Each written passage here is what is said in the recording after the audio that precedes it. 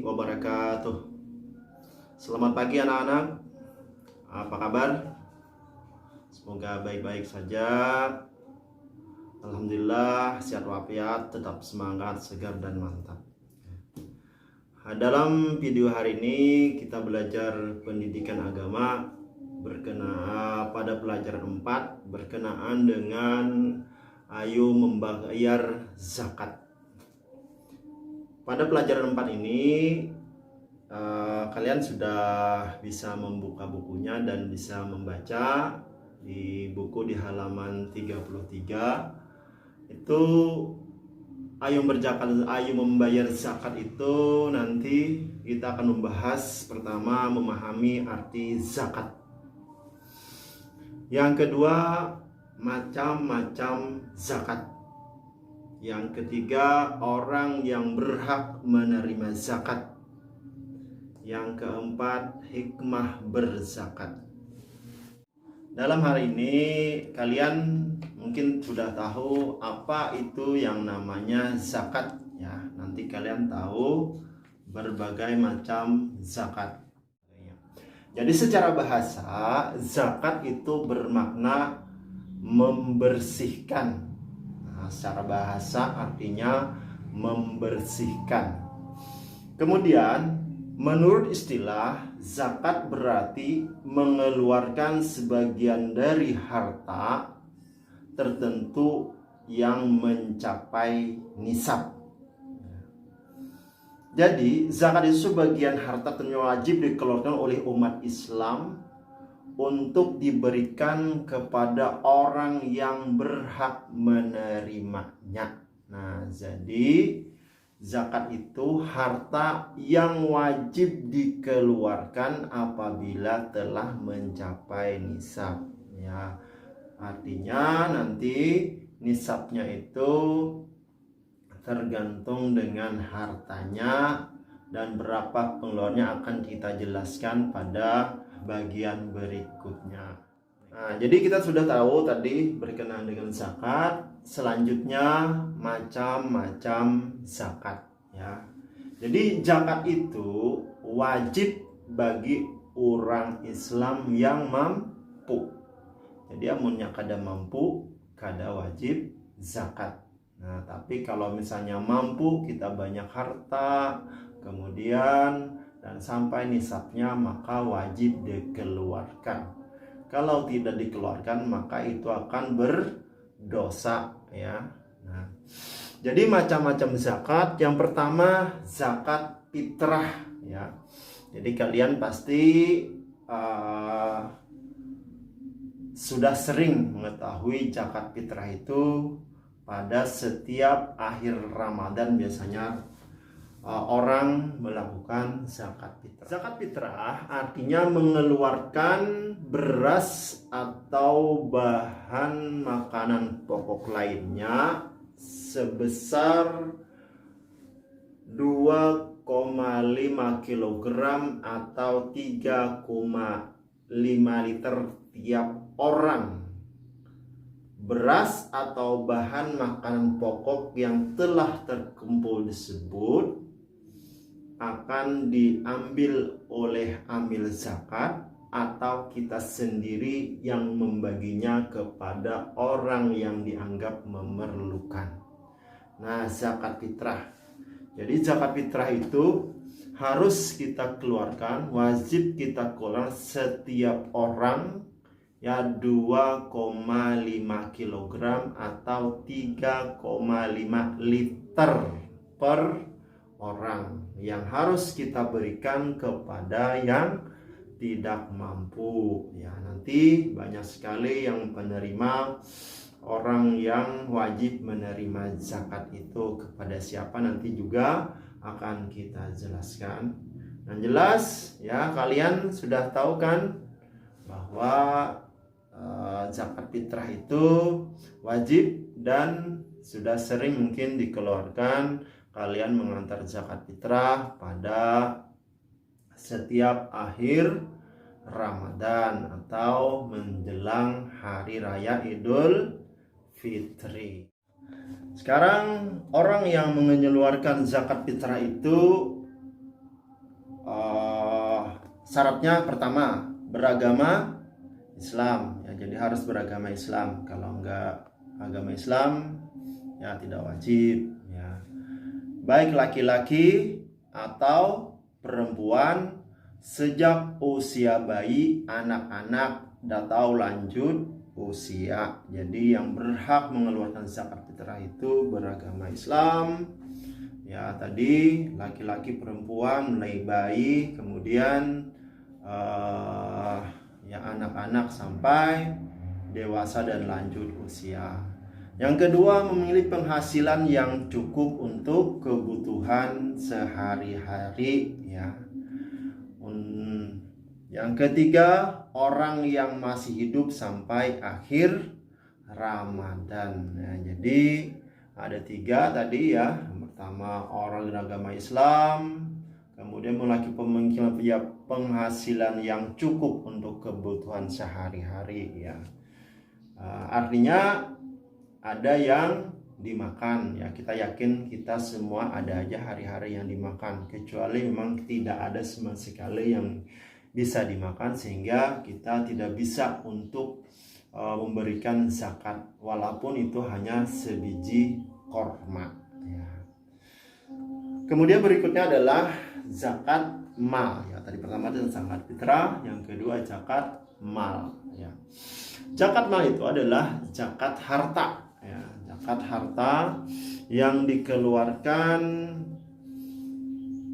artinya mengeluarkan sebagian harta kekayaan yang dimilikinya apabila telah mencapai nisab.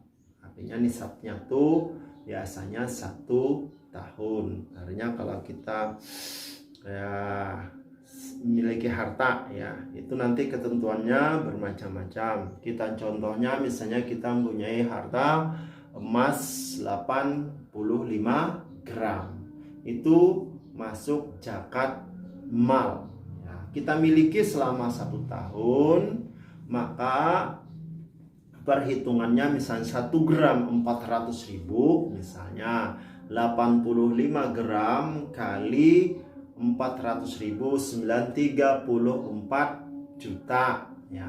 Zakat yang yang wajib dikeluarkan adalah 2,5% ya. Nah, 2,5% dari 34 juta kurang lebih 850.000. Nah, jadi itu wajib kita keluarkan apabila kita misalnya mempunyai harta yang banyak ya, sehingga dan kita sudah sampai nisabnya. Kemudian syarat wajib zakat mal yang pertama adalah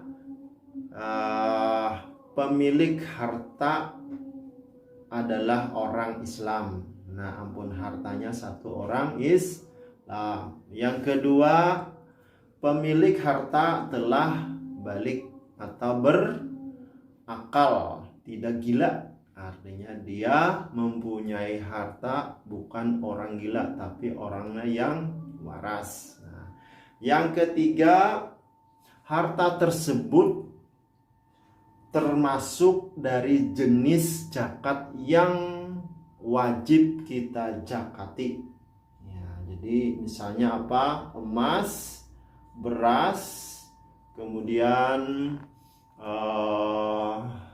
buah-buahan, ternak, binatang ternak itu salah satu yang wajib kita zakati apabila telah mencapai nisab. Kemudian harta tersebut sudah berada pada kita selama 1 tahun. Nah, yang kelima, harta tersebut adalah milik kita sendiri. Kemudian harta yang wajib dizakati. Nah, ya harta yang wajib dizakati, yang pertama perhiasan emas dan perak. Kalau misalnya kalian banyak berisi emas, banyak berisi perak, itu wajib dizakati. Yang kedua, uang simpanan. Misalnya simpanannya sudah di dalam tabungan sudah mencapai 1 tahun. Kemudian harta atau uang yang berasal dari usaha berdagang atau bekerja, nah itu juga wajib dizakati. Hasil pertanian, misalnya tadi padi atau palawija. Kemudian binatang ternak, ya, binatang ternak, misalnya kambing, sapi, kerbau, dan lain-lain. Yang terakhir misalnya barang temuan misalnya kita mendapatkan uang atau emas atau guci. Nah, kita di tengah belakang rumah misalnya kita menggali tanah, ketemu barang-barang temuan seperti itu, maka kita wajib bayar zakat. Kalau kita tidak bayar, maka kita akan nanti dihukum Allah Ta'ala di akhirat kelak. Nah, jadi harta itu akan dilemparkan ke muka kita dalam bentuk api neraka. Kemudian berikutnya adalah orang yang berhak menerima zakat. Ya. Orang yang berhak menerima zakat tadi Bapak sampaikan banyak sekali, ya. Itu yang pertama fakir, orang fakir. Nah, orang fakir ini orang yang amat sengsara, tidak punya rumah, tidak punya pekerjaan yang mampu untuk memenuhi kehidupan sehari-hari. Nah, itu fakir, ya. Mungkin kita semua di sini tidak ada yang fakir, ya. Yang kedua miskin. Miskin itu orang yang tidak cukup menghasilkan untuk memenuhi kebutuhan sehari-hari, tapi masih punya rumah. Ya, di sini kan kalian pasti punya rumah semua. Paling untuk mencukupi kebutuhan sehari-hari agak kurang. Itu masih mungkin itu dikatakan miskin berhak menerima zakat. Kemudian pengurus zakat atau dikatakan istilah amil. Ya, amil ini juga biasanya kita dilanggar di masjid yang mereka melakukan panitia untuk pembayaran zakat. Kemudian mu'allaf. Mu'allaf orang yang baru masuk Islam. Itu juga kita umat Islam wajib atau berhak menerima zakat. Kemudian orang yang berhutang. Orang yang berhutang ini misalnya orang itu banyak sekali hutangnya sehingga dia tidak bisa lagi untuk memenuhi kebutuhan sehari-hari. Maka kita boleh juga membayarkan zakat untuk dia. Kemudian orang lagi yang berjuang di jalan Allah. Nah, orang yang berjuang di jalan Allah ini berhak juga menerima zakat. Nah, kalau dulu biasanya orang sedang berperang di agama Allah, tapi sekarang nggak berperang lagi, tapi sekarang menuntut ilmu itu sekolah, itu termasuk orang fisabilillah. Nah, seperti kalian biasanya sekolah hari-hari itu juga berhak menerima zakat, ya. Kemudian hamba sahaya, ya, yaitu budak yang harus dimerdekakan, yang sekarang enggak ada lagi, ya. Cuma dulu di zaman Arab ada itu hamba sahaya. Kemudian ibnu sabil, ya. Ibnu sabil orang yang sedang menuntut ilmu. Itu juga bisa juga orang sedang menuntut ilmu berhak menerima zakat, ya. Nah, jadi tadi ada 8 orang-orang yang berhak menerima zakat. Bagian terakhir adalah hikmah berzakat, ya. Jadi ada beberapa hikmah yang bisa kita petik dari zakat ini. Yang pertama, membersihkan harta dan jiwa pembayar zakat dari sifat kikir, tamak, dan rakus, ya. Jadi kikir, tamak, dan rakus artinya kita biasakan membayar zakat. Nah, dengan demikian kita semoga terhindar dari sifat kikir, tamak, dan rakus.